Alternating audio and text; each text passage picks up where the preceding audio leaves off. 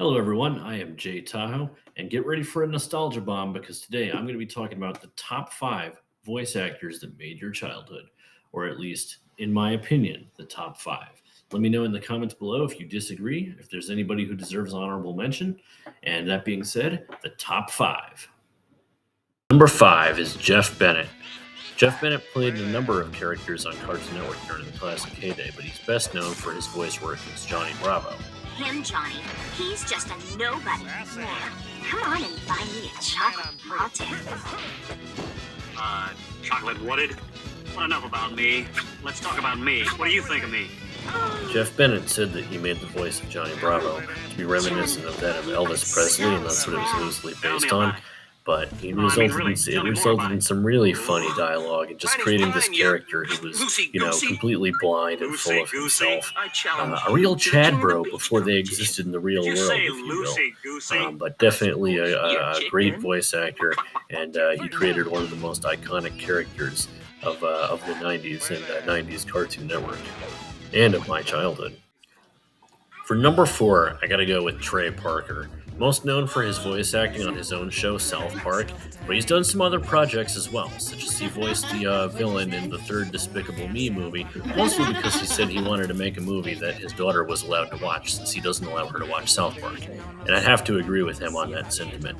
But for those of you who didn't get to experience South Park when you were a kid, I kind of feel bad just because it was still funny, even if some of the jokes go over your head. But it's made by Trey and Matt Stone to some extent by their voice acting because they voice pretty much every character on the show. But Trey has some awesome range, and his voice is just so clearly trolling everybody. But he said for some of the characters, he drew inspiration from people in his real life, such as when he's playing Randy Marsh. That's his own father he's channeling for that voice. And he said that he really did have a guidance counselor in school who said, I love Jesus. After you tell him anything. So number four, Trey Parker. I love most Jesus. known for being the voice of Stan and Cartman on South Park, as well as a whole slew of other characters. But a really funny guy, really stand-up guy at number four on my list. Okay, number three is going to be a lesser-known voice actress because she's really just iconic for one character.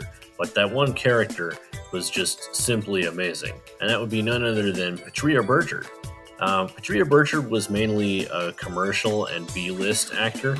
She was actually on an episode of Law & Order SVU and really didn't have the biggest acting career, but it's a real shame because she was really, really talented. I'm going to show you her one role that was really defining, but she did it really, really well. So without further ado, let me show you Patricia Berger as Ryoko in Tenchi Muyo. Tenchi Muyo was a harem anime from the 90s, which I could do a video in itself about, since I wasn't the biggest fan, but I discovered it on Toonami and instantly fell in love with this show. There's many iterations and many movies, so trying to explain that all in just a couple of minutes is not really feasible. But the character with the blue spiked hair there, that's Patricia Berger's character, Ryoko, who I thought was a hilarious character. She was actually an alcoholic space pirate. Now, of course, this had to be toned down for the daytime Toonami audience back in the day, but she was really funny. She had that raspy smoker voice, and she actually narrates audiobooks now. A couple of years ago, I bought one just to hear that voice again because I was feeling nostalgic, and it felt like her character Ryoko was narrating the book. For some reason, just one of those things that I immediately latched onto as a child. And I think I've watched interviews, and she said that when she voices this character, it's not really a drastic change. She's using her own voice, so pretty cool. And if you haven't seen the show, I definitely recommend you check it out.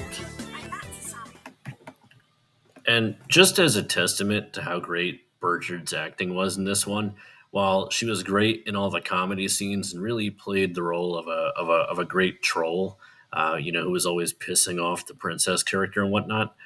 She did this. She did the serious thing really well too, and it was able to get all the emotions just right. So I'm going to shut up and just show you this scene quick.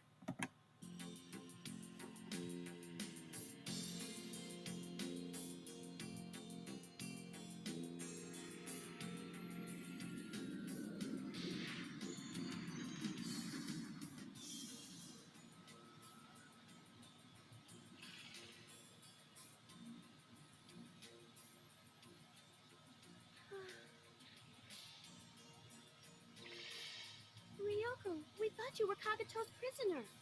I don't believe this. Well, now that you've escaped, perhaps we can save Tenchi, since he went to save you. We must go now. We must challenge Kagato. That's all we can do. Is that right? I'll tell you what we can do. We can find Tenchi. That's what we can do. Do you hear me?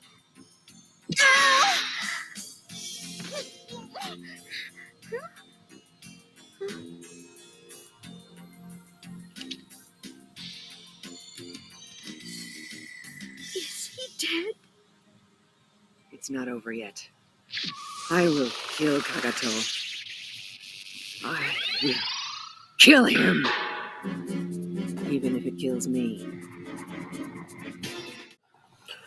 Okay, for number 2, and I really don't think that this should be a surprise to anybody. This was actually a really difficult decision for me, just because, like, I mean, she's kind of been in everything, but yeah, it's Tara Strong. Big surprise. She literally is the voice of most people's childhoods. I mean, she voiced comedy like the Powerpuff Girls and the Fairly Odd Parents, to Raven in Teen Titans, a much darker role. I mean, she can do like any voice, so I really gotta just give her props for that. And if you were even late '80s, early '90s to early 2000s, chances are if you watched cartoons, you watched something voiced by Tara Strong. Super duper talented and a great voice actress. And now, my number 1 best voice actor of my childhood, it's Seth MacFarlane. So I know this is going to upset a lot of people, but I got to give it to Seth MacFarlane because he built Family Guy from the ground up, okay? From a non-existent budget and voiced pretty much all the male characters on his own in the beginning. Brian, Stewie, and Peter, all voiced by him. I mean, I think he gets the comedic timing just right, but you be the judge, right? You let me know if you disagree. Seth MacFarlane actually started back in the Cartoon Network days. His first job out of college was actually writing for Johnny Bravo, as well as a couple of episodes of Dexter's Lab. And then he made several failed pilots before making Family Guy. And I'm not saying that makes his voice acting the best just because he overcame a lot of rejection. He even he rented a basement from a Fairly Odd Parents creator, Butch Hartman, and they worked on on some show about zoo animals together. But Nickelodeon ultimately didn't take it.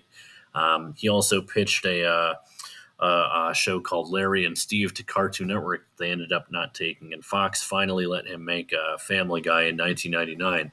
And he pretty much made the pilot episode by himself, from the animation to the voice acting. Seth MacFarlane is just a super talented guy. He's made a lot of shows. I haven't seen all of them. I have yet to see the Orville yet. I thought American Dad was pretty good. I mean, the Cleveland Show was kind of a bummer.